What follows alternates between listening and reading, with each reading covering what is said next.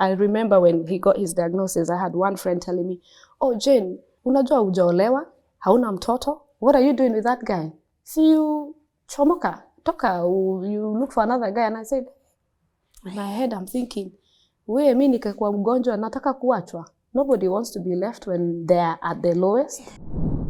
After my graduation, niambiwa, oh yeah, thank you for studying law for all this while, but you cannot practice.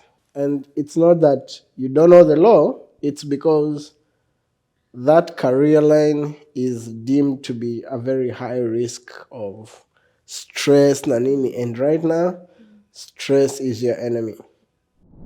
And I kept asking God, not only does Gaido have MS and we're dealing with it, it's something that we don't even know, like we don't have a solution for, and me dealing with the cancer, and that I was the one that was actually looking after him and looking after our little son. I just could not comprehend, like, why, I said, why am I going through this? You're dealing with MS, you're dealing with your son, and she's fighting this. How did you cope with that? It was difficult, yes, but we don't ask questions to God. And nilijiambia siku ile nitawai uliza Mungu why me, nafaa kuwa najibu ya then who. If you're not the one dealing with the MS, unataka nipatie nani?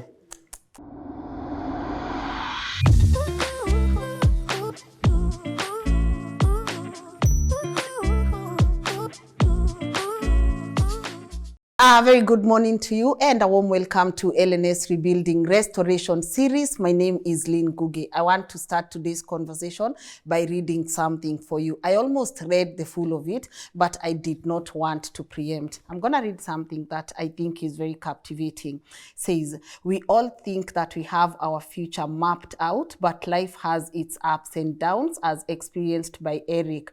Lawyers are known for their great negotiation skills, but multiple sclerosis did not offer that. Changing from being a lawyer to a travel agent and currently studying to be a registered counselor, Eric hopes to encourage anybody who thinks they are at the end of the line.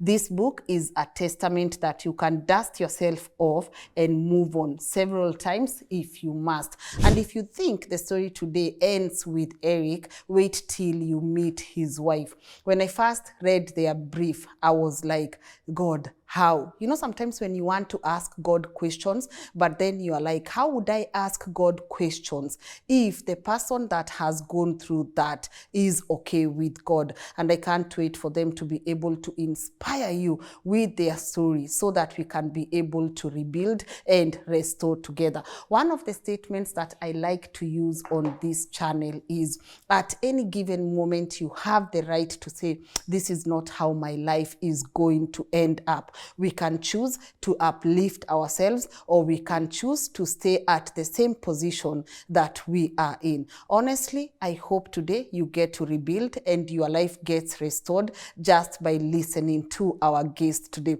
And now, without further ado, please allow me to let my guests today introduce themselves so that they can be able to walk us through their story. Hello.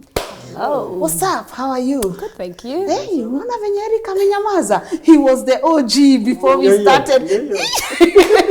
How are you doing? Nzuri sana. Looking amazing. You are representing our colors. Thank you. I feel like I'm doing this right at home. I miss my chairs. I miss sitting there. I miss the couches. Yeah. But just seeing this has just reminded me of that beautiful set we have at home. So karibuni sana. Asante. Yes, and I just want to start by saying thank you for wanting to share your story with us. But before we can even go any deeper, looking at that camera, could you please introduce yourself? Oh, do you want to start? Do I go? You say ladies first. Yes. So my name is Jane, Jane Njoroge, or as people call me here in Australia, Jane Gaido. That is Gaido. I'm a mother. I'm a businesswoman. I'm a sister. I'm a friend to many. I'm also a registered nurse. I just got my registration a year ago, so I wear many hats when I'm out there. I'm also a community leader Yeah, so karibu sana Australia. We've been waiting for you. I've been telling everybody, I'd said I'll look for you when I go to Kenya. But, as God always says, there's always a reason for everything. I saw you were coming to Australia and I was like telling Collins, you know what? I need to be part of the show. And here we are now. Yeah. This is a dream come true. And yeah, karibu sana. We can't wait to share our story and encourage and help people, out there who will hear our story to push one more day. Beautiful. Yeah. Good. Oh, yeah. Jina langu ni Eric Gaidho. Sasa umejieka a lot of... I'm an author, I'm a counselor, I'm a community leader. Mimi ni celeb, mimi ni ule msee. But thank you, Lynn, for having us. Yes. Karibu sana huku. This is our little oven. Western Australia kasirika kuchemke kidogo. Yeah. Yeah, our summers we deal 35 kwenda juu degrees. So. Yeah, I'm lucky. But yeah, you're lucky. You actually came at a good time. So, but yeah, our main aim, why I actually even wrote a book, was just to encourage people out there. Sababu because saa zingine unafikanga mahali you're like you want to give up, but the fight in you. Because there's this statement nilisikia, I really love it because it says you never know how strong you can be until being strong is the only option you have. Good. So yes, when I came to Australia to study law, and I thought maybe from there on kila kitu tajipanga, but before I finished my degree nikagonjeka and just everything happening. Then before you know it, then my wife tunapata diagnosis yake, then it kind of tests you, but I think God has given us the power to withstand the storm. And with some of the friends and family we have around, tutaendelea tu kupambana nayo. Whatever comes, we are there to fight it. Good. Yeah. I want to acknowledge the support that you guys have in this room. But who are these people? What do they symbolize? Why is their presence here so important for you guys? Yeah. All right. So for me, I'll start with, with the support. I have thrived. I got my diagnosis of triple negative breast cancer just after I turned 40. I think it was a week after I turned 40, and all these guys were there celebrating my 40th. I just finished my master's degree in nursing after I'd done a 360 degree. I was an accountant before, but I decided to just change my career a little bit just so that I could, I felt being a nurse is what my calling was. So turned 40, and then I'd felt a small lump on my breast, and I thought, you know what? Maybe it's just another fibroadenomas, that I've had previously. So these guys were there, they were there for the 40th, and then I went for the tests that, I went to see the doctor, and they said, oh, you'll send you to do a mammogram, I'll send you to do a few tests, and, boom, I got the biggest news of the C, cancer. And I think the first people I rang were, rang my family. Carol is from Kenya, my sister, my lovely sister. She left Kenya to come and look after, to help me with the journey and look after my family. We've got a small son who's turning 5. He's actually not here. He's called Chege. So we're a family of 3, but we're also a family of, a lot of other people. We've had friends like Sam and Kanyi who've become part of us. We met here so many years ago when we came to Australia, and we've seen each other grow from, one achievement and milestones. So these people are here to represent that, family and friends are those people that you need to be able to make it and to be able to go through life with. It's not just in the good times that you need people to talk to. It's not in the, it's both good and bad times. So when I got that diagnosis, I think the first person I called was my sister. Then I rang Laban. And I think I remember I was sitting at a crossroad there was a fountain there, and I was just crying, and I rang Wendy as well. And I remember Wendy's words very, very, very, very clear in my head. And she said, you know what, Jane, we will do this. There's nothing that God gives you in this life that you will not be able to handle. We're here, we're behind you, and you'll fight this. And even to date, I think, for that 1 week that I had that diagnosis, and I thought, you know what, who's going to look after my husband? Who's going to look after my son? Because I've been looking after Eric for so many years. So I thought I thought I was going to die. When you get this big diagnosis, the first thing that comes in your head is like, oh, you know what, I'm going to die, and who's going to look after my boys? There was all these thoughts. But after a week of crying to bed and praying, I was like, I can do this. Mm-hmm. And I couldn't have done it with, this is just a few people that I have here that have walked this journey with me. I think they call me a counselor here, but, I don't think I'm a counselor, but I have friends and people who've become family to me that are actually friends. Yes. So beautiful. Yeah. Eric, also, I saw you guys making a couple of jokes here and there with your boys there. You guys have like a couple of inside jokes. What does their presence, for those who are here and those who are not here, what does that mean to you as a man? It's mainly encouragement. Like, say, after my diagnosis those many years ago, one of the people that I consulted first was Sam. And with that, just a simple, let's just go and just have a drink or have a coffee. Nothing major, like we don't need to go and rent a conference room and have a one-on-one interview. No, just the release part of it, just going out and talking about, sorry for the men, but if it's not sports, our conversations are simple. Mm-hmm. And it doesn't have to be very, like, with a purpose of maybe that mental release or whatever. Just having that opportunity of talking it out with a friend and just sharing a laugh here and there. Just that's enough. Mm-hmm. And the rest, it's when you mesema too. We have all these inside jokes, but that laughter is what keeps us going. Yeah. Because I am happy if I see Jane happy, na nikiona our son comes here, anaita hao wote uncle and aunties, and he's happy, Jane and I can disappear. Yes. And believe you me, huyo mtoto atakuwa safe in the hands of these people here. So it's just that it gives you that calm knowing that people got your back. Whatever may come, just you have your tribe. Whatever ikuje tu. Kenye kitakuja kikuje. We'll deal with it then. Mm-hmm. So beautiful. Yeah. I love that. You've been together how long now? 2012. Who is the date person? There's always that person that gets all the birthdays wrong, the dates wrong. So let me see here. We have the people who like organized all these. Wako hapa.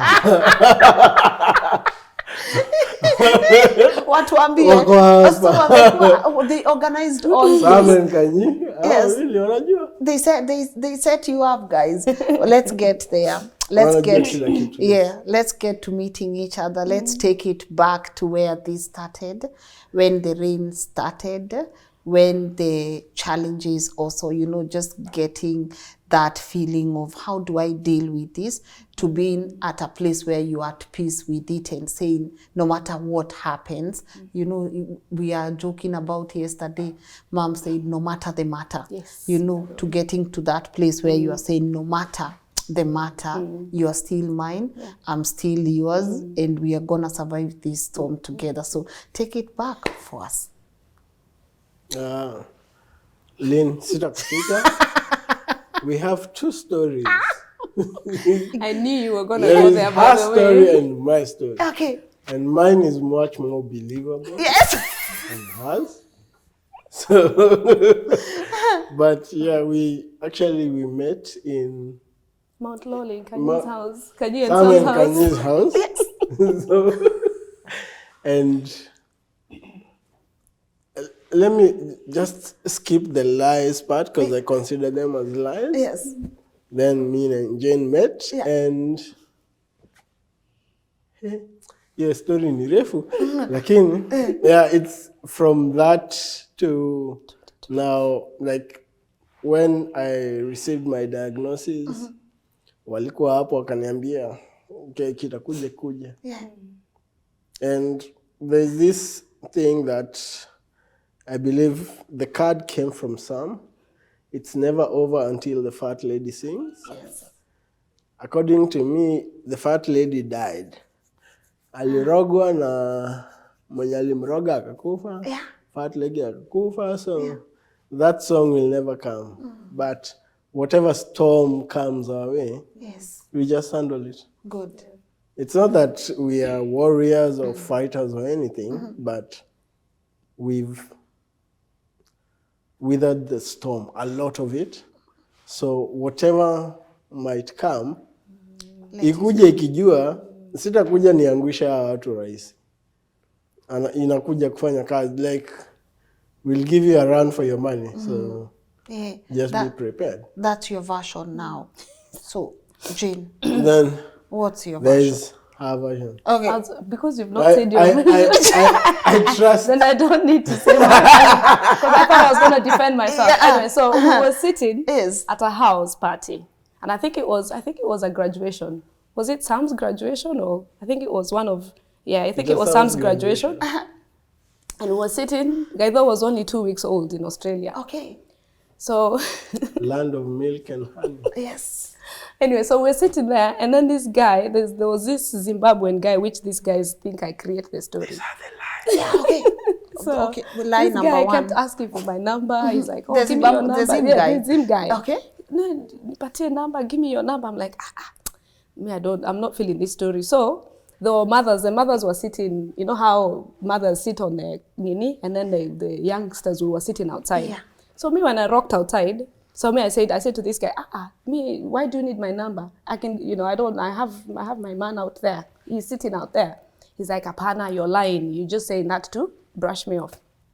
Anyway, so when I walked outside, I was actually going to sit at one of my, look for one of my friends, Stevo, to just say, hey, Ebu, look at that guy, Yes. and wave at him at the door. Good. So that I can Pretend just, you're my pretend mans. you're my man today. Ndio ni mwafload. Hey, this. When I walked out there, everyone was sat on except for Gaitho. Lie number 2. So me, I went and I sat on Gaitho, and I told the Gaitho, Ebu, there's a guy at the door. Ebu, wave at that guy. Wait, now what? So So you just saw a man that's not been sat on and you fixed yourself we just, there? So I just, Eric, so that's why he's saying it's a land of milk and honey, because it was only 2 weeks old. what you do? So, and he waved. And then after that, this guy chased me for like, how many months? 6 months. So, is it 6 months? He says yes, I believe it's yes. It was more months. it was 6 months. So anyway. hold on. So everyone is there being booed up. That's all. You are alone.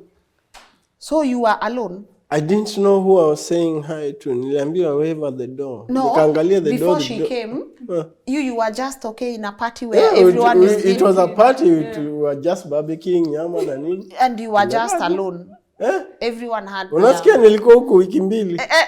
So you were getting to know people. So yes, nilikuwa najua watu. So she comes and positions herself where? There. And you are told to wave. Wave. And you? But you waved. Who I was specifically waving to? Yes. I'm not very sure about that story. But I waved.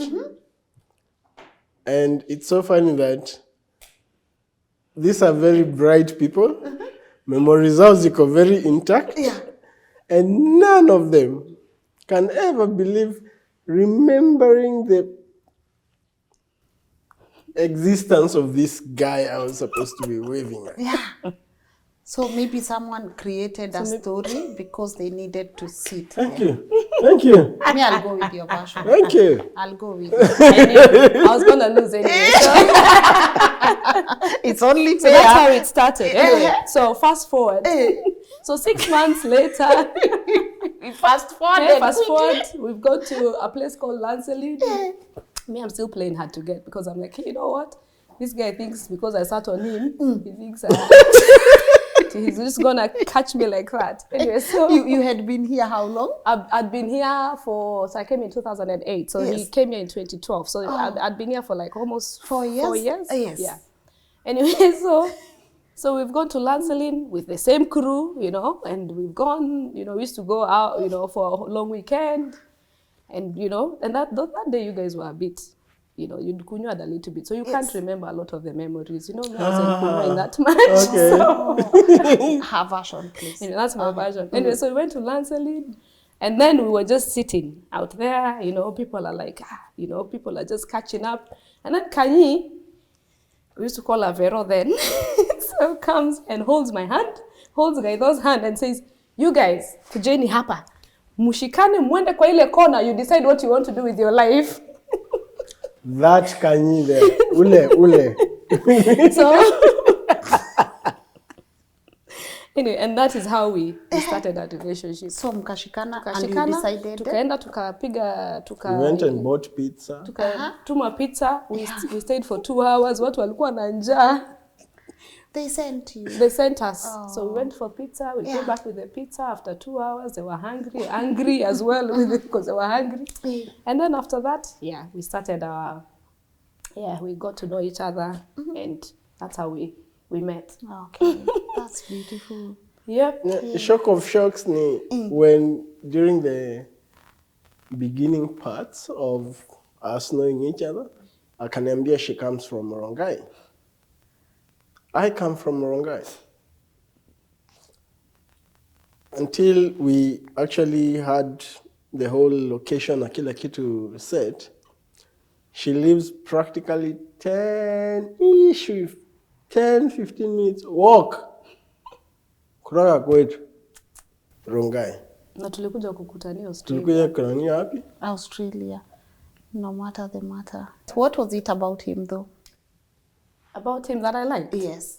That was His enough laughter. for you. His laughter. You know, when he laughs, even, you know, sometimes it can... Mimi ucheka na maliza. Anacheka. Anyway, he...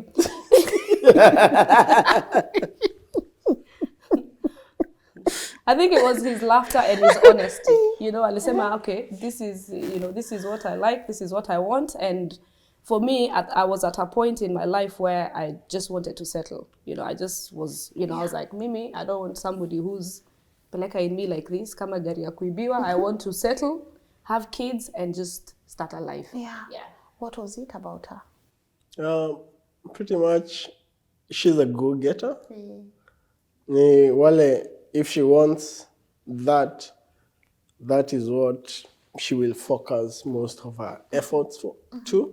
And pretty much she just got it. So it was just that ukiona mtu anajitolea kabisa for this one achievement, just also encourages you. You're like, that's someone you really want in your corner.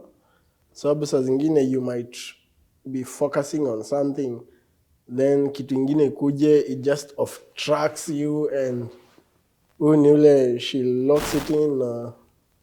Kutoka hapo nikipata ndio tutaongea. Beautiful. Which is also can work against me because, you know, sometimes I feel like, you know, if you want something, you focus on it and everything else just pitas. You know, inakupita, you just want to focus on that. So, anyway. At what point did you guys decide we're gonna move in together? I think it was after a year. Was it a year or two?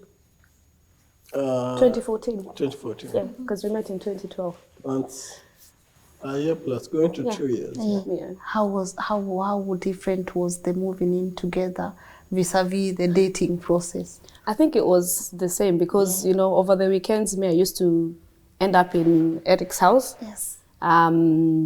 you know, and then during the week, because he used to do a lot of night shifts. Yeah. And I think I used to work in the city. So Friday, Saturday, Sunday was mostly, would go and chill in his house. So when we decided, oh, you know, this is what we're gonna do, you know, and it's gonna be cheaper because you're not paying two places, that I think it was okay. Yeah. And of course, I can imagine, you said, you know, you were doing accounting and Yeah. then you said, let me do nursing. Yeah. He came here to study law. And, you know, it's like I keep saying, it's funny how we have our life planned out. We are planning all these things and God is just somewhere looking at us. Just asking. Nyi pangeni tu, mimi niko na yangu. I'm coming, you know, how was that process like where you get to plan life for yourself and then God gets to tell you, no, come on, I need you to go a different direction. So for me, the nursing came way later. Yeah. So in 2014, actually, just after his birthday is when, you know, Gaidho was trying, he was at work at night and he was trying to run. Or he kept complaining that one of his foot was your left foot. Yeah, his left foot was, you know, was causing him grief every now and then. I'm like, enda hospitali. Na unajua wanaume, waendangi hospitali mpaka things are actually thick. Anyway, so he's like, nitaenda. Then he says, oh, you know, I used to play rugby in Kenya. Yes.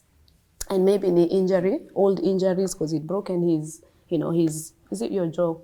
Yeah, your shoulder, then it was his knee. So anyway, so one day he was at work and it rained. He used to do security. So he was in Whitford's trying to, you know, walking outside. And then it rained and he tried to run and he could not run. So he's like, hey.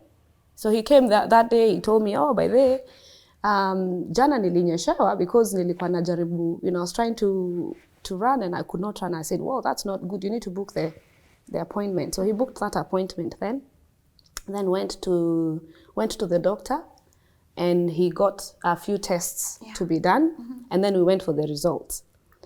So when we went for the results, I'd worked in aged care. So when I came here as a student initially, you know, I'd gone through a lot of issues, including visa cancellations. Lynn, my life, somebody reported me in immigration because I was working more than 20 hours a week, which is something that we all do because we need to keep afloat. But anyway, that's a story for another day. So anyway, so we go to the doctor. I'd worked in aged care before, so I had seen multiple sclerosis at the last stage of, you know, when somebody's coming to the end of life.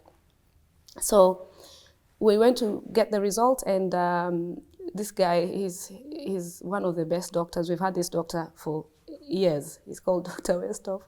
He looks at Gaidho. He goes like, Eric, do you know what multiple sclerosis is? So my brain just lit up. Gaidho is like, no. What did you say? You said no. I said no. Yeah. I've heard it. Yeah. I've heard about it from a TV show. Yeah. So he wrote the name down and gave him a paper and told him, go and read about it. You know, and if you have any questions, you can come and ask me. So I'm looking at this doctor, I'm like, kwani Australia ya madaktari? This is a big thing, you know, because I've seen MS from a different perspective. Anyway, so I didn't panic. I was like, you know, disturbed. And then I looked at G. He's like, okay. Anyway, so we went home. Oh, no, he said, no, what we'll do is because you're quite young, you are 26? I was 28. 27, actually. Yeah, so he was 26, we are 28 or 27 there. So he said, because you're quite young, and MS is usually a disease that affects elderly, you know, like older people or people that have lived in, you know, in colder, colder environments, we'll send you for another test just to double check. But in the meantime, enda usome, then if you have any questions, ask me. Hey, that ride from that doctor to the house was the longest. Nilikaa hivi nikasema, oh, daktari yako serious. Unajua MS. And then when we got home, we sat. Then I think G started Googling. You know, Dr. Google is not the best anyway. So we started Googling. And then we realized that 2 weeks leading to that appointment, we had a lot of MS, awareness on the TV. So every now and then it just kept popping up. So either Kenda ka Google, and you know, we talked about it. We were like, and I said, you know what, whatever it is, we will deal with it. And I think when we got the confirmation after they did more tests and he was given the diagnosis, I think for that 1 year or 2 years, it wasn't easy. Either was just, yeah, it changed, you know, it changes your life. When you get this big diagnosis, it changes your life. You know, he was stressed, very stressed to a point that, you know, we were like, this is, you know, we need to look at this a bit different. And he also, you know, we were also focusing on, you know, you're told you have a disease, haina cure. We can manage it with this type of, you know, this type of medication, but there are other countries where you can do stem cell, or you can, you know, you can get other treatments. So Gaido started focusing on how we can get these treatments. It was very hard that 1 year, because it got to a point where, you know, when you think, you know, life, I think at some point he gave up, and he was drinking much. You know, he was like, nah. And then he shut down. So he could not talk. So I was trying to get something from him. I'm trying to speak to his friends and saying, you know, this guy is not opening up, and he's, you know, to a point, we got to a point, and I said, you know what? We sat down and I said, gee, listen, me, when I decided to, you know, to be, you know, your wife, I just did not decide that, you know, like I said, it's for us in sickness and in health. So the way you're drinking right now, and the way you're being a bit careless with your life, if you want to die, panda ndege, enda home, and at least hautatupatia gharama ya kukupeleka nyumbani. You know, like we had that tough conversation. And I think at that point, and then come on, if there's anything that's gonna make me live, it's not even the disease, it is your behavior, you know, because this is just a disease. Yes, it is a big thing, and we've been given solutions. So we can, you know, at that point we had gotten a hospital in China that we could go and do a stem cell treatment for. So we said, you know, we need this money. I think we needed 40,000, was it 44,000 for the treatment? Yeah, or 50, about 40,000. That was in 2016. And Kamwambia, if you just seriously want, you think about it, if you really want to do this, enda home, panda ndege, go home, and you know, useme umemaliza, because me, I'm not going to sit here and every now and then I'm calling your friends. Umeona, he would go out the whole night and he would just switch off his phone. Back, I'm trying to call cops because I can't, you know, like I couldn't find him. So it was a tough, you know, tough year. You know, it's funny because right now, just in your book, you said you are changing from being, you're currently studying to be a registered counselor. Is that done? Not yet. But you, at least now you have a bit of knowledge Yeah. on that denial stage. When I read about the stages of grief, it was so funny because I had gone through all of them. Venye zimealainiwa hapo, your denial, no, acceptance is the last stage, which was, I think, a breath of fresh air when I got there. Because that's when you're like, you know what? This is a deal, and it's unfortunate that we are here, but we have to know how to move with this. I joke, okay, the careers are on different kind of wavelengths. Like in the museum, a doctor is like a mechanic. Payout won't tell you more, like, will be like, I don't think the salaries kind of correlate, but mechanic wako akuja kuangalia gari akwambie kale ka bolt kako nyuma ya engine pale kwa kona, you don't know what he's talking about.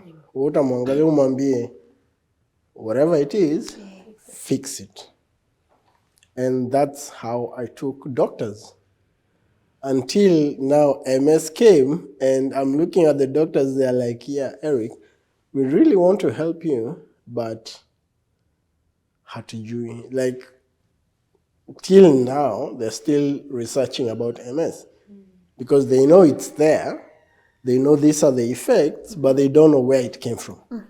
In a layman's, what's MS? MS is literally my immune system is eating up my nervous system. Nothing external, no virus, insect, parasite, whatever, name it. Ni my own immune system messing up my own nervous system. So it's one of those gambles. They're still trying to figure it out because a lot of theories have been floated.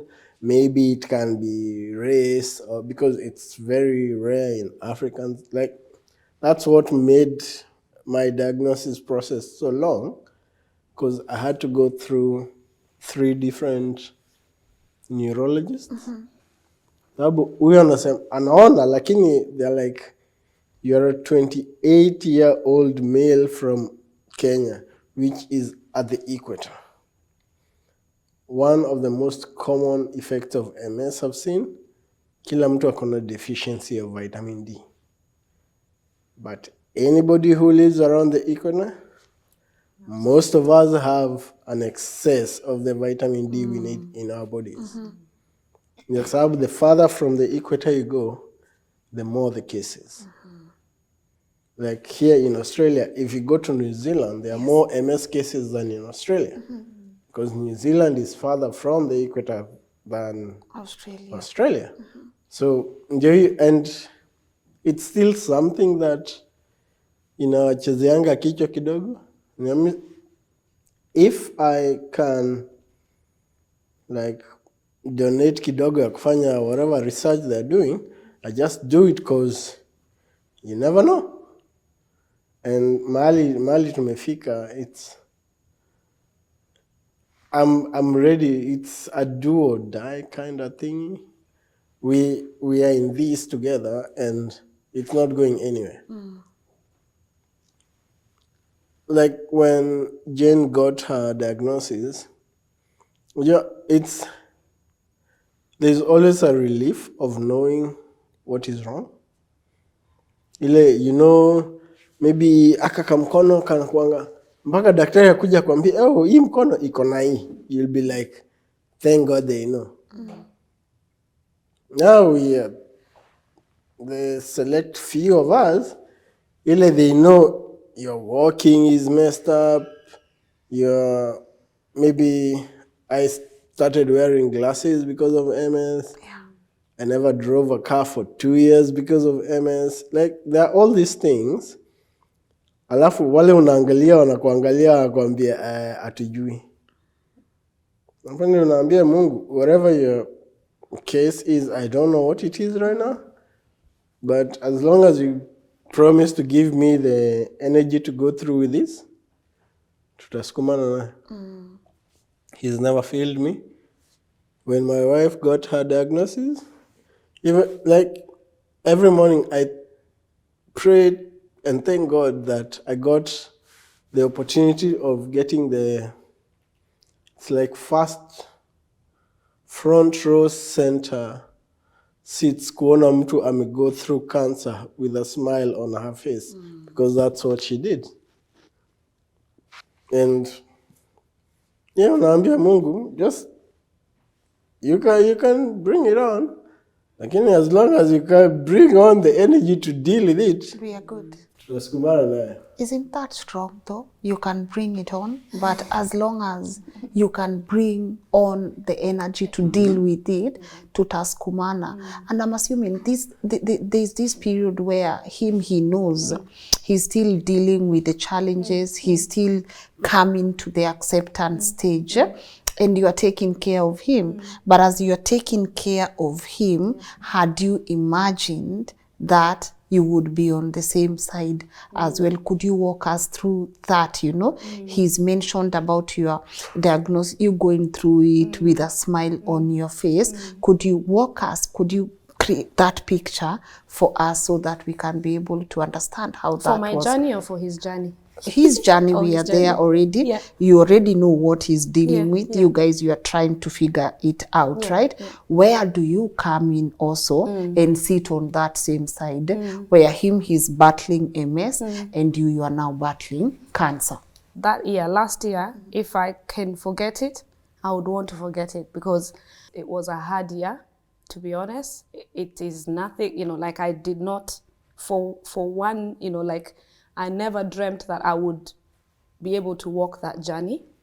But, knowing that Eric was dealing with his, with MS and me dealing with the cancer, and that I was the one that was actually looking after him and looking after our little son, I just didn't want to think about it. I just looked at one day and took one day at a time. And I thought, you know what? For once in my life, I thought about myself. And I thought about, I said, the prayer I used to pray, and thank God for people that do night shifts, like some,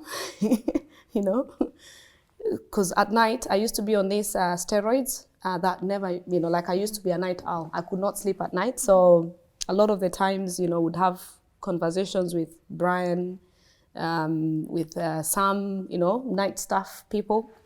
And for me, I decided to just take one day at a time and just forget about everybody else.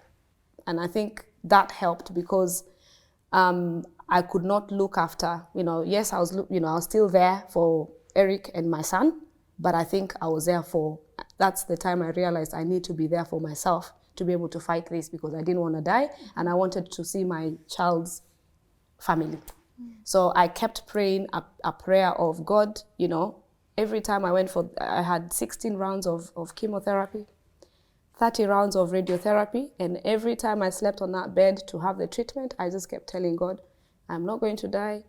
I am going to see I'm going to see another day, and I'm going to see my son's wedding, and I'm going to see my son's kids. That's the prayer I used to pray, and that's a prayer that I still pray even today.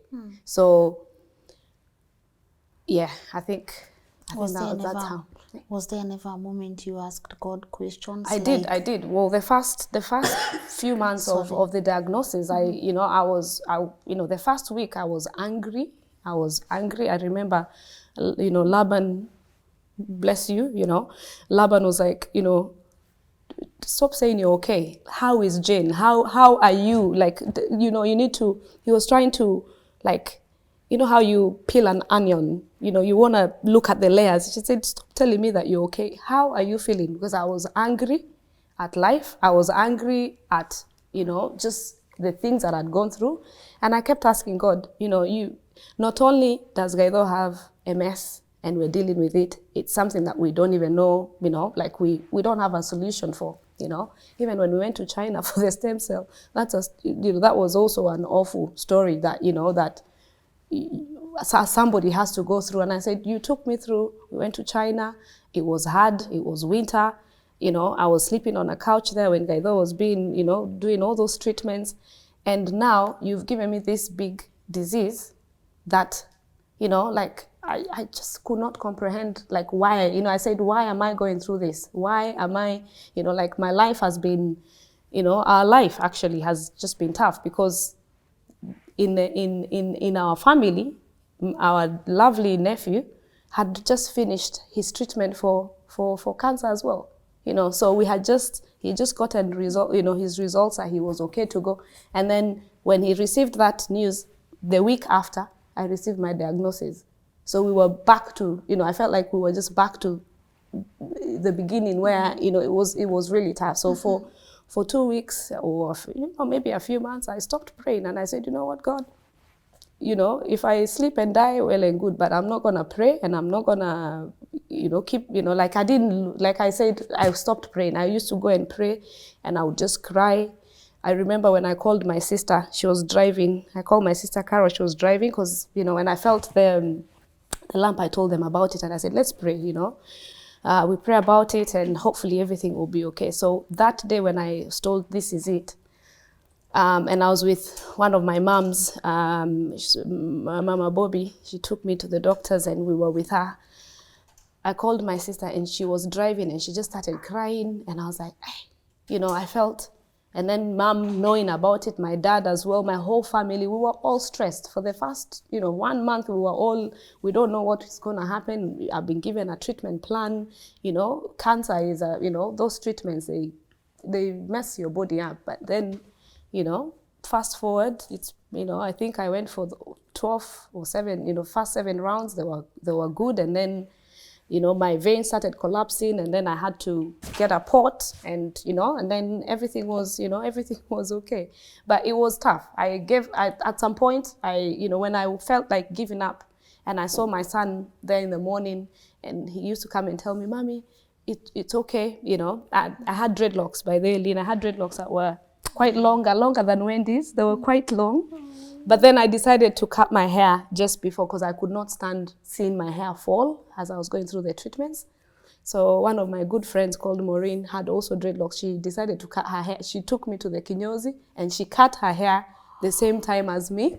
And for me, that was humbling, and, here we are. Like it was a tough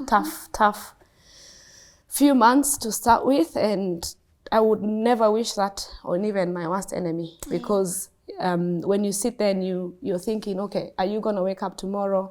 What if you sleep and you don't wake up? And you have, you've got people that you love, people that are looking up to you. And and then God, decides to bring this big thing or, it was tough. Yeah. What is the treatment? Are you cancer free right now? And what did the treatment entail? So I'm still going on with treatment at the moment. So I had triple negative breast cancer, which is in simple terms is, it's cancer, but it's not cancer that is feeding on estrogen. It tested negative on the 3 receptors that they were testing. And because in my family, there wasn't anybody that, none of my aunties or my uncles had any breast cancer. Or I think only one of my uncles just had throat cancer. So I decided to do a genetic testing because, when it comes to eating healthy, I love to cook and, I love sugar because I love a lot of cakes and sugar, but I try and eat healthy. So I got the diagnosis, did I was given a treatment plan. So I was told you need to do 12 rounds of one type of treatment, which is every week I had to go to Hollywood Hospital and I would get an infusion for my treatment. Every Wednesday. They'll do bloods. And I think through that, because every time you get, chemotherapy, it reduces your immunity. It makes your, you throw up. People throw up. People have different reactions to it. For the first 12 ones, I had no reaction. I used to go to hospital, and let me just say this because we used to go to Hollywood every week, and because I have the community came through. We have a big community here called Kenyans in Western Australia. Every week I would have somebody pick me up at my house. Wow. These guys were in the committee. All these guys here that you can see, they had organized for somebody to, they thought Gaidon needs to focus on my son and getting him to school, and also just helping with the family. And then we'd moved in with our friend called Shiko. So that also made our journey a little bit easier. Just staying with, we were just, and the house was full because I can't sit in a house that's quiet. So they had organized that every week I would have somebody to take me to hospital. They would come and pick me up in the morning. They would drive me to hospital. So those guys in Hollywood, they used to say, because most of my friends are men. So most of they would see different men every week, and they're like, hey, how many friends do you have? How many boyfriends do you have? They used to ask me all the time. And then would go there, would make noise, Lynn. You know, you sit on those chairs. Yes. So some of them, it was like a lounge like this, with maybe 6 beds or six, what are they called? Recliner chairs. Yes. And then would make noise. You know, us guys, we can't keep quiet. And then we were talking Kiswahili huko, we're laughing. And then you see people wamekuja hapo, they have no one whatsoever. You go talk to them. You know, every week. So for the 12 weeks, I had my chemo.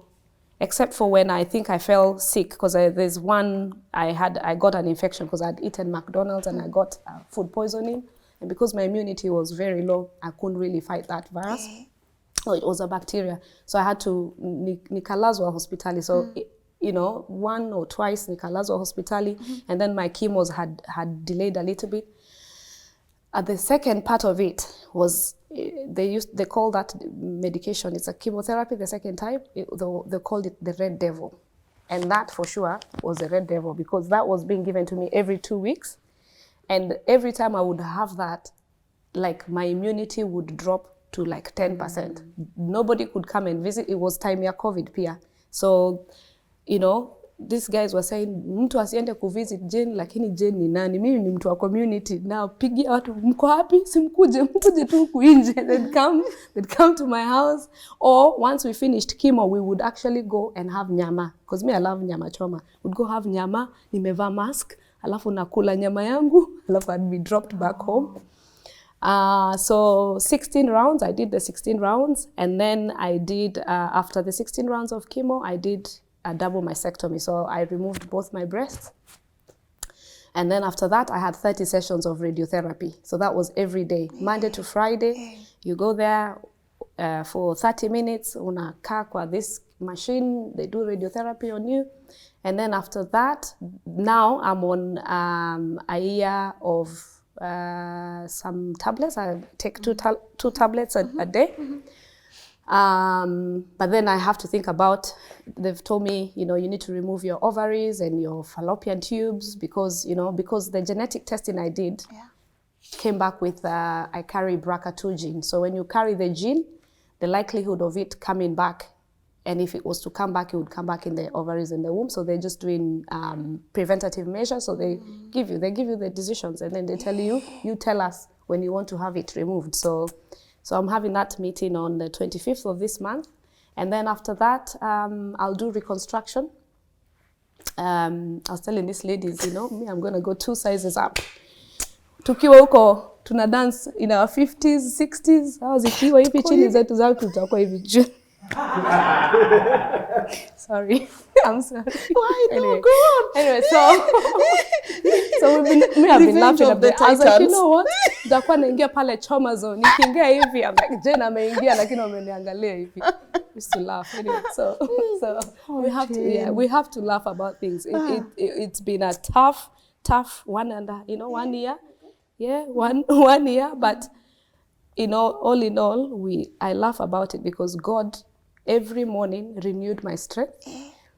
I would laugh. Shege would come in the morning before you go to daycare. He's like, Mommy, I pray that you'll be okay. He'll say a prayer. You know, kids are angels. She would say a prayer, and that would make me want to wake up and do the things I need to do. Yeah, and here we are, laughing about it and making fun, making jokes. And yeah, Laban, thank you for noticing that I had angushed my dressing nowadays. So inakaa anti mapesa. By the way. Laban alisema, hey, ulikuwa unakaa mboch.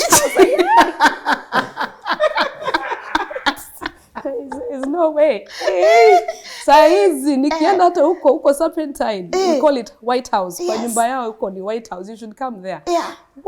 Tukienda huko, I have to slay just to make a point. Yes, that you are still that here. I'm still here. And still you are still here. You know, you are listening to her with so much admiration. I can see you are just looking at her. How was it like for you knowing you're dealing with MS, you're dealing with your son, and she's fighting this, being the man of the house, knowing that maybe I'm supposed to be the one now holding her. but then there's things you can't do no matter how much you really want to. How did you cope with that? It was difficult, yes, but again, just having that relationship, that one-on-one with God, kind of helps one in a way. Yes. Because if you deem it fit, we play around with MS and cancer, no problem. As long as at the end of the deal, umeleta the strength to deal with this, We are good. we are good. Because it's inafikanga mali, you're like, you don't want to give up. We don't ask questions to God. And nilijiambia siku ile nitawai uliza Mungu why me, nafaa kuwa najibu ya then who. Hey. If you're not the one dealing with the MS, unataka nipatie nani? And because I've never had that answer, mimi mwambia just bring it on, lakini unipe nguvu ya kupambana nayo. That's a very powerful statement. I think the question we need to ask, I always ask God, is what next? Okay, nimepata hii kitu. What am I going to do? What next? Rather than who. You know, why me? Yeah. Because akikwambia we chagua mtu mmoja mwenye unataka nipatie hii kitu, utasema nani? It's a hard one. It's a hard one.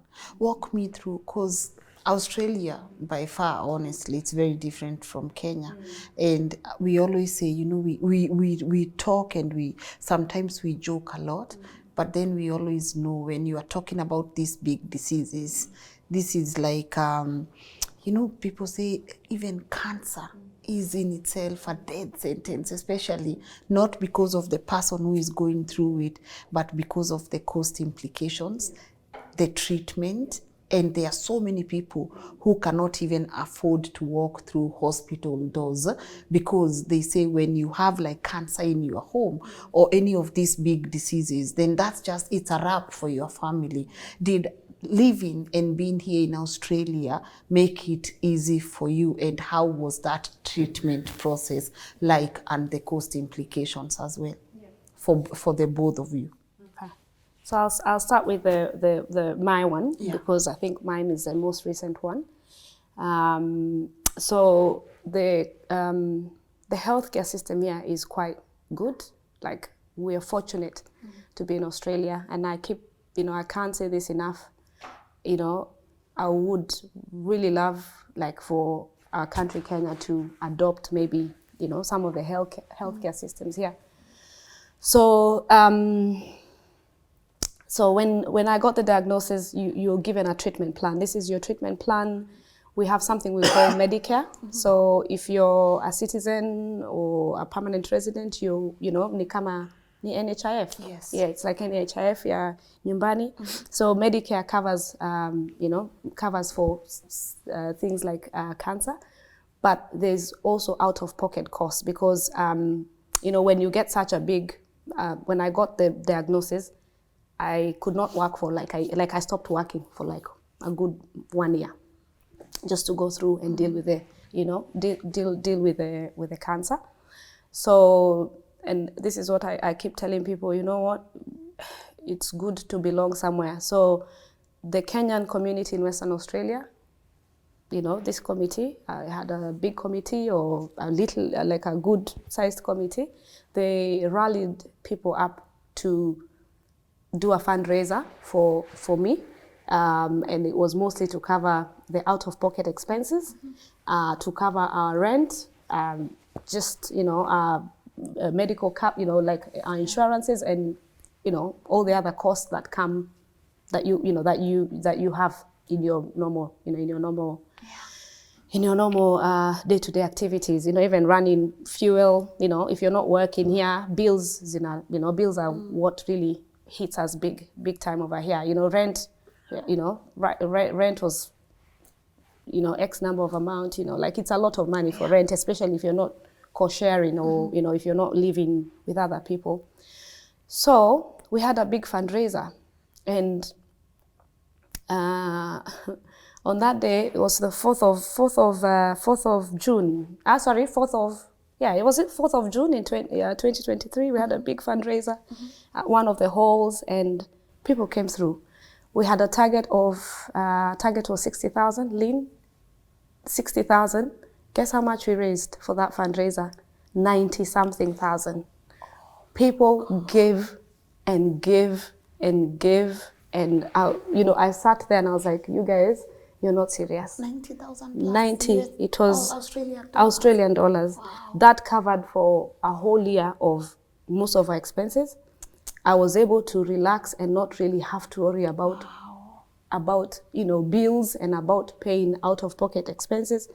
I was hospitalized maybe 3 times, which wasn't expected because of my immunity going low. I got infections.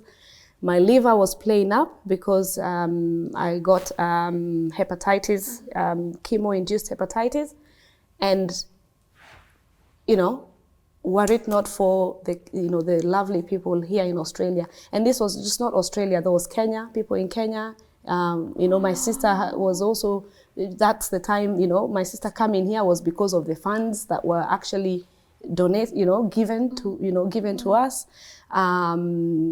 That whole visa process, her ticket, everything was just factored in that budget.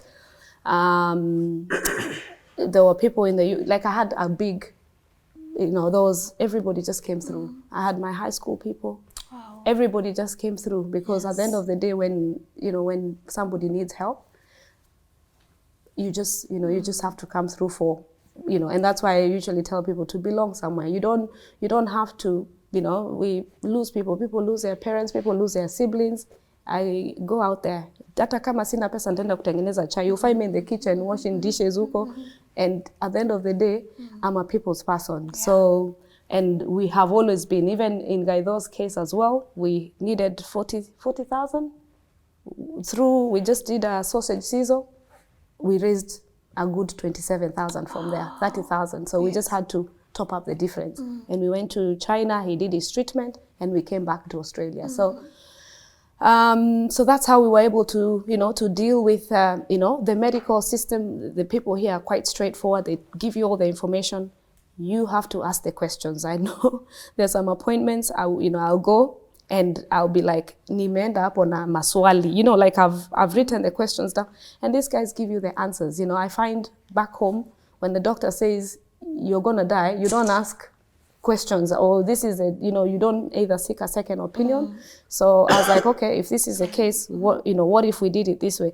And also helps that I maybe have a bit of some medical, like I'm a nurse background. Now, I have a bit of a medical, but even when I hadn't even studied nursing, when Gaidho was doing his treatment, I used to ask the questions that I needed to ask, but not just take one word and just, and just go and fly with that. So I'd ask questions, and you ask the questions. If you don't understand anything, you say, explain to me in the most simple way.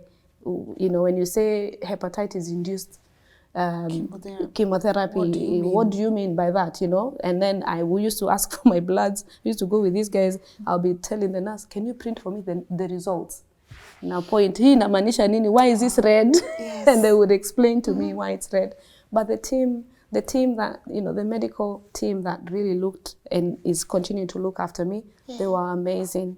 From the lady at the reception, Belinda, we used to walk in and she'd just put a big smile on our face. Aww. I would go in there. Nowadays, even when I go to Hollywood, I go in there and I just say hi to them. They still remember me.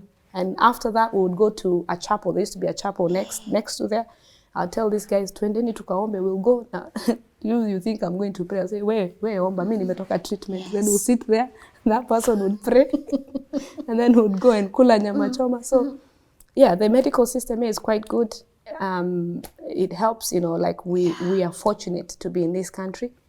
And I think because of, the system and how good also the doctors are, and asking the questions and getting people to, like I'd tell Laban something, they'll be like, okay.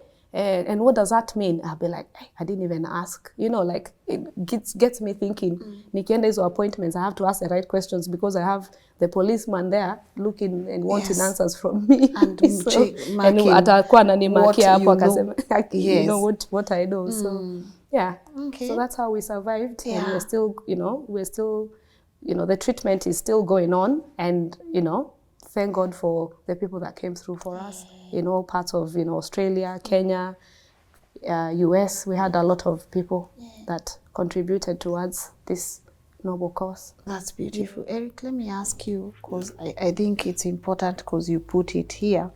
You are changing from being a lawyer to a travel agent, and you are currently studying to be a registered counselor.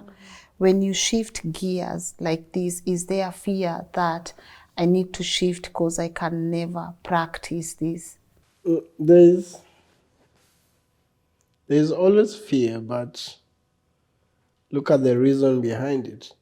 Because I studied law for what, 6-7 years. Alafu, just at the end of it all, just before it was after my, was it before or after my graduation? After your graduation. After my graduation. Niambiwa, thank you for studying law for all this while, but you cannot practice. And it's not that you don't know the law, it's because that career line is deemed to be a very high risk of stress, nanini. And right now, stress is your enemy. So, nikika hapa, I'm so stress-free. I love my life. You look like it. It actually shows, you know. Some of the things you carry deep at the you're like, what? If it's something that you can just go out there and kick it to the curb or skip it and do that and move on, that's life. Because it's difficult to move on sometimes. Okay, if you think about it, you're like, this must have been tough because after the law thingy, I started a travel business. Bara travel. Then gladly came COVID and messed everything up. So I had to close the business, and so it's those sorts of, unadhani umefika, something shoots you down. Nasema, okay, dust yourself off, twende tena. Naenda, nafika hapo, unaambia, kaa chini kwanza. Nasema, okay, tuendelee, on to the next one. And counseling? Counseling, okay. Touch wood iko hapo. Oh, ndio. Yes. Touch wood, nothing else comes in. Because, yes. Because, this is my third change of career. And so, in a few years, just not because I wanted to, but the situation kinda put me there. Those sorts of, najua unataka kufanya hivi lakini hauwezi fanya hivi. You just move on. That's life. Yeah, but one thing I've learned about life after this whole, experience is when you let, like we get a lot of challenges in our lives. We have a lot of, expectations. You want to get somewhere. Tumejipanga. Unataka by the time ufike 40. Nilikuwa nimesema 40, ningekuwa na 5 kids, Lynn. 40. I only have one child and I'm grateful for that. Yes. Now they're telling me to remove, In fact, Chege the other day was asking, Mommy, I'm so bored at home. I'm so bored. I need a brother or a sister to play with. And I looked at him, I'm like, wewe. So unajua, ukajua, but he's still young, he's still young and he might not understand this now. But Gaidho, after 2016, after we left China, he could not get a job. We tried different jobs, we tried different things. 7 years, Lynn. Was it 7 years? Almost 7 years. He could not work. He did not work in Australia. right? Anaenda kazi, they see, oh, he's walking with a stick, maybe it's a trip hazard. Like then I got the diagnosis and I told God, you know what? All right, none of us are working at the moment. We have all this, all these things. And I said, you know what? I'll let go. So when you let go of all your worries and you let go and you just let God, a few months after that, he got a job. And now he's working full time. He's just gotten his confirmation. Oh. And I sat there, I was like, we have a party. So why did it take 7 years? Yes. Why did it take 7 years for him to get there? And sometimes when you let go and you let God and you tell God, you know what, sasa, mahali nimefika, nimemaliza. Now you take the wheel. I think for me, I feel like, as much as we're doing life and we have all these expectations and we want to achieve these things so much and so badly, and we're doing everything, we're going in the right direction, we're working hard, we're working smart, we're giving everything. We also need to remember to just let God and let Jesus vitu take the flow. wheel. Sorry, I know this is not an ad, guys. By the way, akiwaambia tu janilipa to keep referring to this book, but seems like janilipa, but a very quiet, an interesting title here, The Enemy Within. Yes. What does that mean? I actually came up with the name for the book because it's a summary of what MS is. Yes. Si ati ni kitu huko nje imekaa hivi ikaona we Lynn, acha nikusumbue, hapana. Kila kitu iko kwa ndani. Immune system ni ya nani? Nervous system ni ya nani? Hizo ndio zinagombana huko kwa mwili. Unafika hapo unaambia Mungu, acha zikimbizane. Yes. As long as you give me the will to move on. Good. I love that. That's the deal here. Wewe fanya chenye unafanya. As long as you give me the strength to handle what. Deal yetu ni hiyo tu. Ni hiyo. Yes. Just bring it on as long as kwa pale kwa annex umeongeza ka page ka the energy to do this. Yes. You're good. I'm good. You're good to go. Very beautiful. And Jane, you're very open about having gotten a double mastectomy, right? You are very open. And I know, obviously, being a woman, there are areas of our body that we treasure a lot.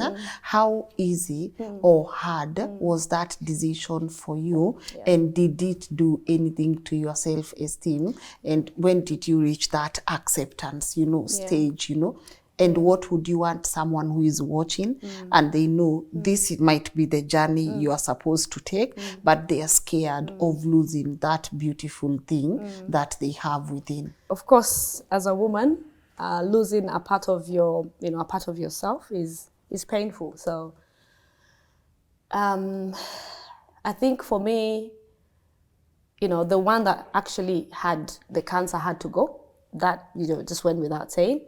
It was the second breast that I was really, I was like, this is hard. It's hard to make a decision, but I know this one, because it has cancer, they have to take it off. And then I had lymph nodes removed and things like that. But it was a tough decision.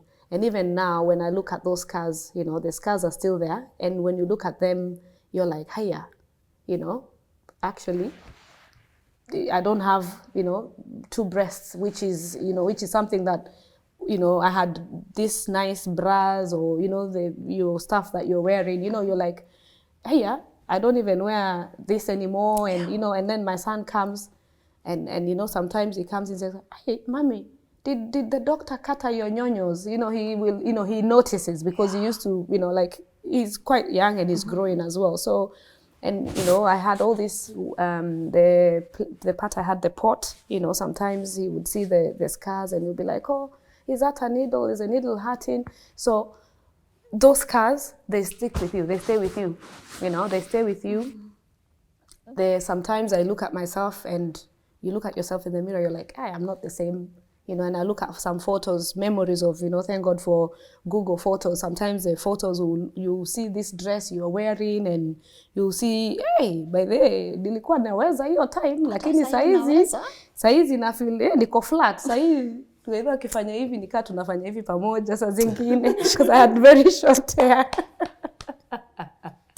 So sometimes I'm like, you know, it plays with your mind. It actually plays with your mind. But the moment you accept that, you know, it is what it is. And I think for me, I feel like the reconstruction part, I know I'm looking forward to the reconstruction part. And when I was talking to those doctors, I was telling them, unaona hii mafuta iko huku, nataka mutoe hii yote na huku kwenye iko excess, muweke hapa juu. I think that's what gives me a bit of comfort. But there are people who I have, you know, I've spoken to a few of my friends who've gone through the same journey as myself, and then they've chosen not to do the reconstruction because that whole process and that whole, you know, journey was very painful for them. Na hawataki hiyo uchungu. So I think people are very different, and it's very personal as well. So I would say, if you want to do that reconstruction, do it. Yeah. You know, you only have one life to live. Live it. Do what makes you happy. Yeah. So me, I'm going to do it, and I'm going 2 sizes up. So watch me. Oh, 2.5. Oh, 2.5. Oh, gotcha. That's even better. Yes, or right? 3. No, yeah. So it's a personal journey. Just, you know, look after yourself. You know, even when I look at myself in the mirror every morning, and I tell myself, I am beautiful. I am okay. This is just a journey that I'm going through, and this will come to end. And obviously you have a lot of support and also your sister. Yes. So Caro is amazing. Like when I bumped into her, honestly, let me just, I'm not even doing marketing or whatever. She gave me this cute lipstick that I'm wearing. Yes. I know it's faded a little because I've done a couple of shows today. It still looks on point. Oh, for real? Yes. That's how strong that lipstick is. The thought of just constantly watching me and knowing I love Maybelline lipstick. 325. She told me about it. She told you about it. Do you know, in the house, every day we have to listen to Lynn Ngugi, courtesy of Caro, the stories that we've had. So when she heard that you were coming, she was like, I even know Lynn Ngugi's lipstick, a 325 Maybelline. Hey. Yeah. All the good reds, you know, and I was just looking at her, you know, she gave me this Eric, you know, she gave me this nice lipstick, and I was just looking at her. I've never met her before, and then I didn't even know she left her life in Kenya to come and cheer you on and look, you know, after you. How does that make you feel to even know she's still sitting here, even through this storm? It is humbling. I think when I saw my sister, I think just when we were thinking about her coming, and you know, these guys were saying, "Oh, we need you to select one person that you know that you would want to come and help you with this journey from home." I couldn't think of anybody better than my sister, because we share a lot with my sister. We pray a lot together. And when she came I remember when she came to airport for I think 10 minutes, we just hugged, we cried. And I said, you know, like I felt like like I felt like I was actually healed when I saw her. And then all those other hospital visits that we had to do, we were doing them with her. And the fact that she left her 2 lovely kids, she's got 2 daughters, and she's got a husband at home. And also she was looking after mom and dad in Kenya, you know. Yeah, you know, she's 1 year older than me. Na aliacha akina mom and dad uko home.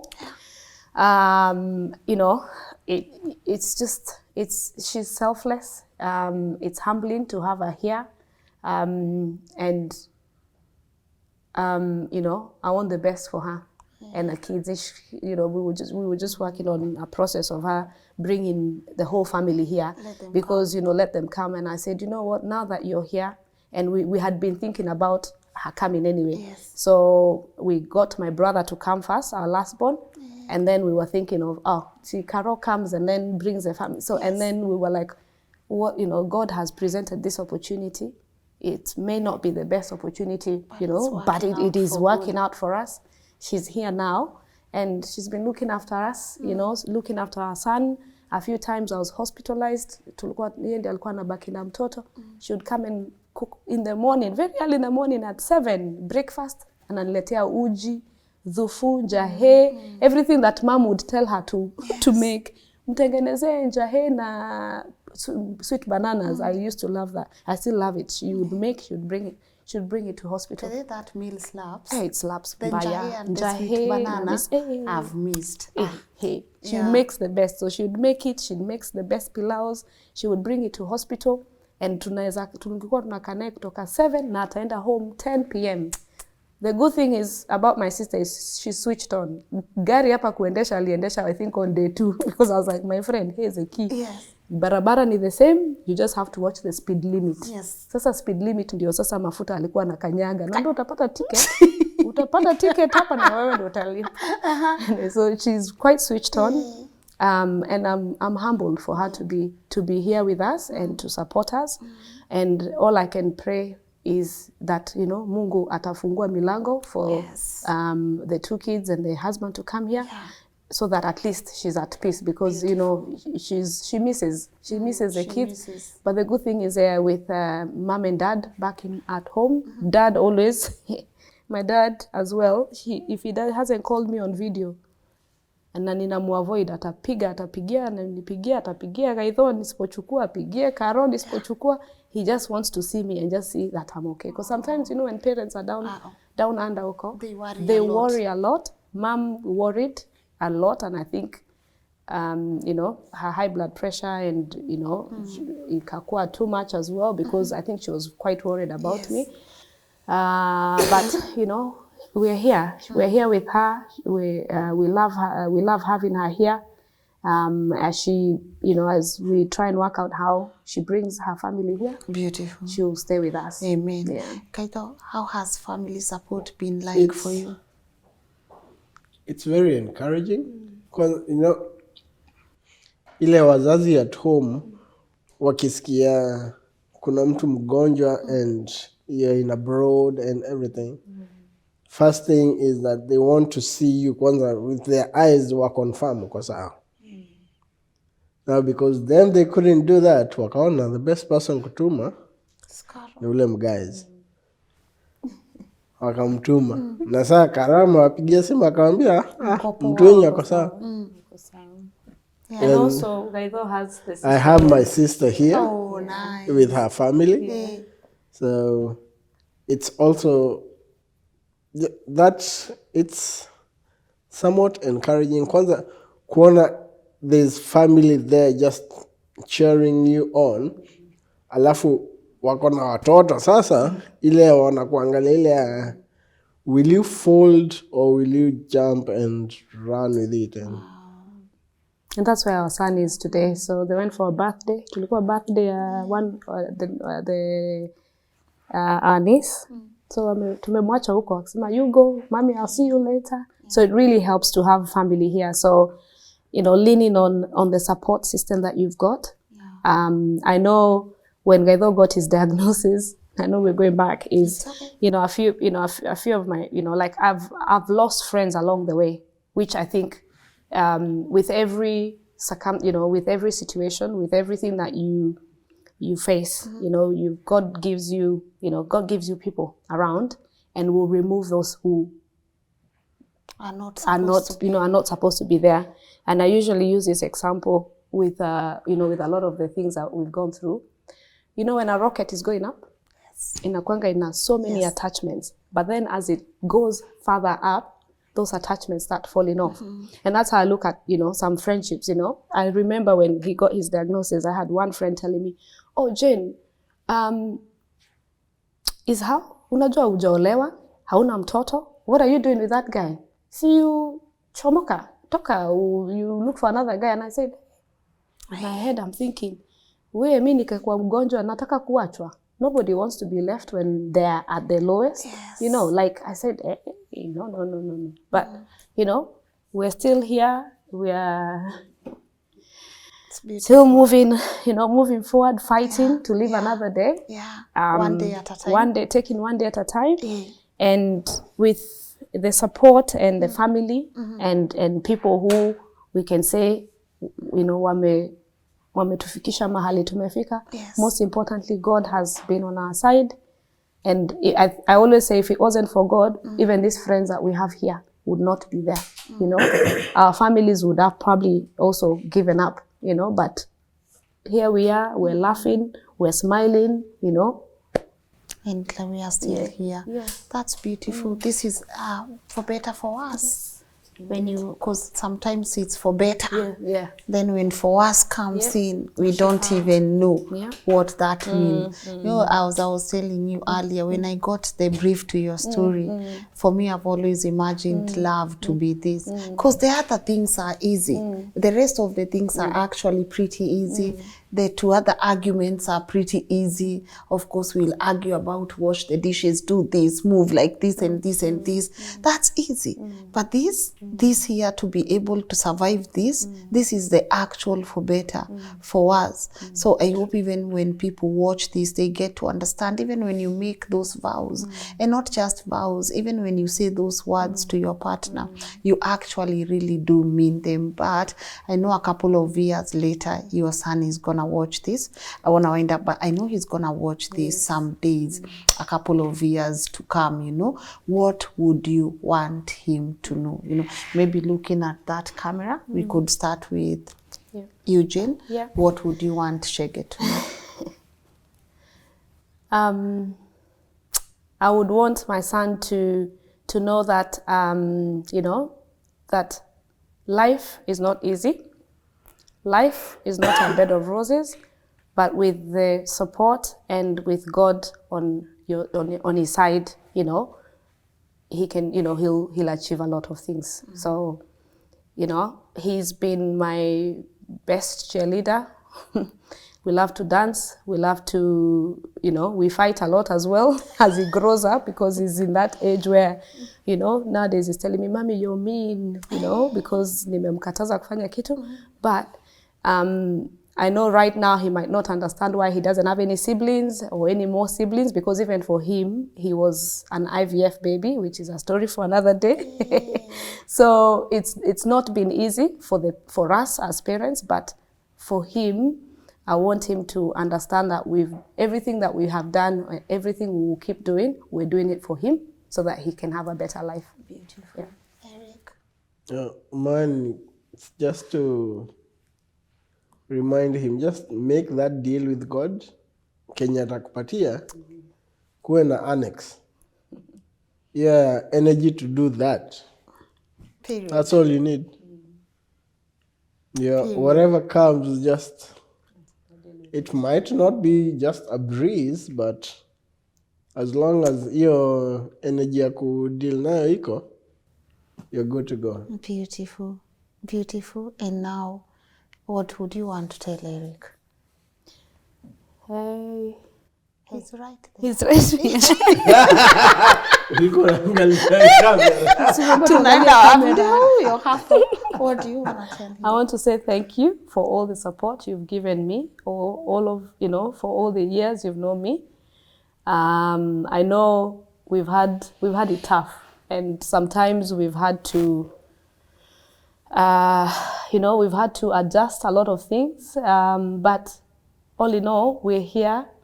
We've been going through a lot, and maybe we'll have more to go through, but we'll have to take one day at a time. So thank you for all the years, and especially the last year that you've given the support. And thanks for looking after Chege when I was at my lowest. So, yeah. Yeah, also mine ni kumwambia thank you, because ako hapo. Niko hapa. And ako hapo pia. Just to tell you thank you. It's not been an easy journey. Lakini every day it takes me like 30 minutes to get to work kutoka home, and I never pick. Mtu wote amenipigia simu nikiwa kwa gari, I never pick it, because to me that's my time with God. That driving time nakuanga naomba, ama there's just something happening between me and God. And every day mi ushukuru sababu to most people, cancer is a death sentence, something that should be feared. I think if someone looks at you and how you've taken this journey, they might think they've been deceived by what they've learned from past experience, but you've done good, and congratulations. Thank you. Good. Both of you.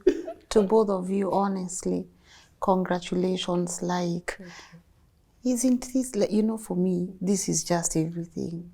If, even in my life, if I ever have to go through this with my partner, I would want to go through it the same way. It's not that it's easy, but it's the fact that you are still here, trusting and laughing and making jokes in between.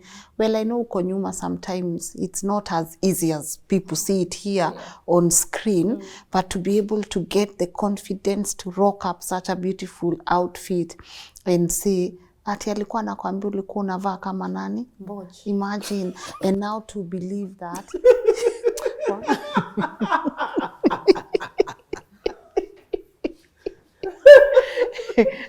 Ungetaka kumwambia nini? Nampenda. Mama nakupenda bado. Yes. Ungetaka kumwambia ajue anapendwa. Anapendwa. Yes. Na pia tenda nibaie outfit kadhaa zenye zikai kama Good. That's a good one, you know. Zenye hazikai kama mboch, but to be able to pull up such a look and say, I will not look like what I am going through is one of the most important statements to me. And you're very strong. Thank you. And you're very pretty. You are very gorgeous. You're beautiful. You have a beautiful spirit. Eric, you're very handsome. Thank you. You are amazing. Umesikia labda? You're very handsome. For me, by the way, let me tell you, I will not lie. That is my take home right now. God ilete. You we ilete, man. Lakini, as long as pia unajua ukiileta, kuna ile nguvu unanipatia kusurvive whatever you bring it on. That's just pretty much bring it on, right? But I want to wind up. But before I do, if you feel like we've left anything that you wanted to address, please feel free. There is no rush. Don't usiache, just let it out, and then we can wind up. I think I was just gonna add on the, just encouraging anybody out there who's going through whatever diagnosis they've given. Yes. You know, the doctors will give you a diagnosis. When I got that cancer, diagnosis, it was the word itself, as you said, is a death sentence. But I think after digesting it, after understanding what I needed to do, rather than us magnify or give life to that cancer, I chose to take it as kama diabetes. Like give it ishushe chini, so that, because if you give something to life and it's something negative, it just keeps magnifying. And then you build a mountain on it, like you're like, okay, hii ni kitu kubwa sana, I need to do this, I need to do that. Yes, I went into research, I went into the foods, the foods that I needed to eat, the foods that I could not eat, reduced on sugar, like some people call me muganga, naturopath, because of what I had, the foods that we eat, the diet that we have, sometimes the lifestyle diseases we're getting, like diabetes, is because of how we're eating, or but if you give something to life, you give that cancer life, you give that MS, I said MS is there, it's not going, I always believe that something will ever, either will get healed at some, one day, but it's there at the moment. But you're not gonna listen to it. Sometimes his body, when he wakes up in the morning, he wakes up and anakanyaga chini, he has to feel his legs and stretch. Because if he wakes up and stands, he's just gonna fall down. So if you know that this is the situation you're dealing with, but you know it is there, but you're not giving it that life, and you're not always thinking about, ni kama mwili ukisikia inauma, unaumwa na mgongo, you're focusing unaumwa na kichwa. itaendelea kukuuma. But if you have maji, Panadol, and forget about it and keep going with whatever else you needing to do, Yes. you forget that hata kichwa ilikuwa inauma until somebody akuuliza, haya, how is your head? Did you have a headache? So that's how I decided. With this cancer, I said, okay, it is what it is. I need these treatments. Hata nikienda hizo bloods, nilikuwa naenda every week when I do the bloods. Damu inakataa kutoka, naambia jaribu hapa, jaribu huku. I did not, for one, say it's going to take, like I've given it. Nimesema, oh, ni cancer. We can't talk about it. We used to talk about it all the time. We would laugh about things. Ningekunywa kitu nitapike. I got nausea. I got, but it wasn't as bad because I was eating ginger. I was, ungenipata huko vitu kali tulikuwa tunakunywa. When I was sampling, even my son, even him, everybody. Vitu kali. Sisi ndio tulikuwa kwa firing squad. Wangeingia hapo wapate nikitengeneza hizo vitu. They used to find me making those things. These guys would come and visit and hey, kujeni hapa. Kila mtu shot. Hii ni ya homa, hii ni ya nini. Hakuna mtu ananipatia homa. I never got homa. I never got COVID during that time. So what am I saying is do not magnify that. Do not give that disease life.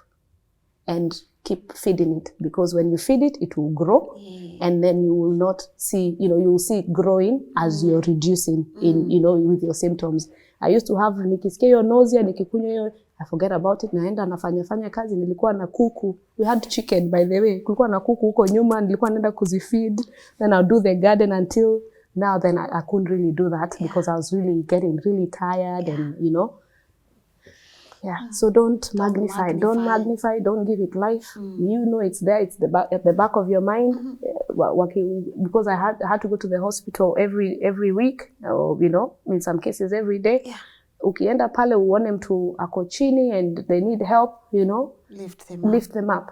Tell them, smile. Me, I used to walk there, naenda huko, napewa hiyo red devil, nikijua my immunity is going down by 90%, but huko nimecheka, I'm laughing with the nurses huko. Mi ndio ule msee, the noisy girl. They used to see me, they'll be like, here comes trouble.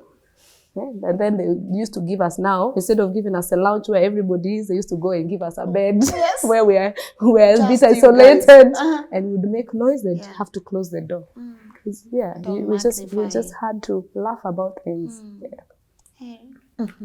Ujanilipa, but what do you want to say? And where can people find the enemy within? The reason for writing that, it's just to, people are asking me why I didn't write a big book. I'm a fussy reader. Yes. Kitu refu sana, nitaboeka nikwambie nitasoma next year. I just wanted something small. It's more of a bandage kind of thing kukwambia, as much as you think it's over, it's not. It's just catch in it, take a chill pill, then amuka and continue moving. Yes. Because there's some things that will make you question a lot, but as long as you question while moving on, life is good. As long as you question while moving on, life is good. Usiquestion ubaki hapo. Main thing, uambie Mungu, no worries, just bring it on. Yes. Lakini, kumbuka, please, pala mwisho, annex, strength. Good. Tutaendelea. Sijui kani nimefungua tu nikapatana na hii part. Nisome. Sorry to say, but to me, this is where siyaki staki kuanzisha conversation ingine. Najua Muga is hungry, but let me just say, you said, sorry to say, this is in your 32, page 32. You say, sorry to say, but to me, this is where society went wrong. Yes, men have a significant role in society. Men are the backbone of a family, and take it from me, that is something we do not take lightly. But as my wife puts it, I am the head of our family, but she is the neck. that controls the head. Men are supposed to be the macho, quote unquote, but they do crack. We will survive a lot, but that does not make us supernatural. We will be strong for the sake of our families, but we have to check ourselves. We must be watchful of our mental state. We will be strong, but my wife, family, or friends must ensure I do not overestimate my strength, because it is very possible. Look at most suicides. Most people will be like they were constantly laughing, or that they did not look like they had anything bothering them. Unfortunately, that is it. I think the rest wachukue the book, because it's very tusizidi hapo, but it's very, I would want to go on and on, but you are right, you know, we all play a significant role in the society, and people do crack too. Yeah. Whether uko na supernatural forces or whatever, you will crack at some point. And you need, I feel like sometimes when you're in such situations, it's also easy for you to overestimate your strength, because the last thing you want to say is, I need help. I need help. So and I think that should be the first thing we need. Yes. The moment you accept that this, you know, you can't do it alone. Yeah. And the moment you say, you know, I need help. Yes. And I found that talking about what I felt was the most important thing. And that made my journey easy, because if you have one person or, you know, a clique of friends that you can talk to all the time, then you're offloading a lot of things. Yes, beautiful. So, allow me to wind up. I hope they can get the book. We said, where can they get it? They can get it on Amazon. Yeah. Or most online bookstores. Yes. They sell it. So just Enemy Within, Eric Gaito, itakuonesha. Good. Yes, I can pin it. Also, I'll pin the details on the comment section. Right. But hasn't it been nice? Hasn't the conversation been amazing? Yes. Did you enjoy the show? Oh yes, I loved it. Do you feel like you've helped people rebuild and restore? Indeed. Beautiful. Eric, do you feel like the show has served its purpose? Yeah. Beautiful. Yes. Giving the word out there to encourage whoever. Yes. We don't know who, but maybe you'll bump into this video and you'll like, yeah, that's something you needed to hear. Good. There you go. Has served its purpose. All right, thank you so very much. Thanks, Lynn. Ulikuwa na match to maua twetu, so we give you your flowers. Unaweza kunywa tu maji sasa, but wacheni God afanye kitu yake, as long as kuna hapo annex, wacha tupatie the strength to deal with it. That's my take home. It is the most simple take home I have ever had on this show, where God just bring it on, but manzi, just make sure to nipatie tu nguvu ya kudeal na whatever you bring on the, or you bring my way. Thank you. I appreciate you guys for coming, and also for bringing people. Hey, unaweza chukua behind the scene. Okay, peace sign. There you go. And also for bringing, you know, for bringing your family and friends to be able to just witness you guys sharing your story. It's amazing. But Jen, take the honor of winding the show up for us, looking at that camera, tufungie hii kipindi. Thank you, Lynn, for a beautiful, beautiful show. Honestly, you're God sent. Thank you for coming to Australia, Nimbali, but would want you to stay. If there's a way, Joshua and Lynn can stay here, we would love you to stay, please, just so that you can do more stories. Because I think, you know, a lot of the things that we say, or the stories that you bring, as Mom was saying yesterday, you don't realize that people are going through a lot of issues, you know, and a lot of women are battered, as per what Mom was saying. So thank you for bringing these shows, because, you know, they bring out what is happening out there, and then we can pray and, you know, help where we can. And I hope our story and the journey we've been through is something that will inspire, you know, a lot of people out there. It might not be cancer, it might be, you know, just challenges in life that you're going through, or even a good time. If you're having a good time and you can help somebody, please feel free to do it. But Lynn, thank you. I'm honored. You know, we're honored as a family. We're honored to have you, you know, and to be in your show. I feel like a celeb now. Comments, subscribe na mseme like. Yes. Nakapoa. Good. Asante sana. Hey, my people, do it right there. Wasijaribu kusahau hiyo part. Can you say Jane unakaa? No, just say Jane unakaa poa. Unakaa, for those of you who are watching this in English and might not get the Swahili part. Jane, you look fine. Yes. So you can and aging like fine wine. Lazima ongeze hiyo part. Okay, guys, then do me a favor, man. Just go on the comment and say, Jane, you look fine and you are aging like fine wine. Yes. All right? Hapa already niko na comments 1, 2, 3, 4, 5. Za Jane, you look fine and you are aging like fine wine. You're right. Halafu uweke kalavu emoji. And then uweke kalavu emoji. Sawa. Yeah, it's been amazing, guys. That has been quite a show. I really have loved having this conversation. I think we will look back and all of us will relate to this show at one point in our lives. And we will come back here to borrow strength. And we will come back here to be inspired. And we will come back here at that particular moment where God is doing his thing, and we will remember, yes, God is doing his thing, but he has also given me the strength to handle the thing that he has presented in front of me. I really do hope that you get to be encouraged, you get to be inspired. Get yourself a copy of The Enemy Within. This is not an ad, but if you can be able to order this through Amazon, I'ma put the link also for you on the comment section. My fans, show imekuwa poa? Muko sawa? God our bless. Tupataneni kesho at 10 a.m. clapping at myself, because if there is a day I have ever nailed it in this platform, it's today. Bye.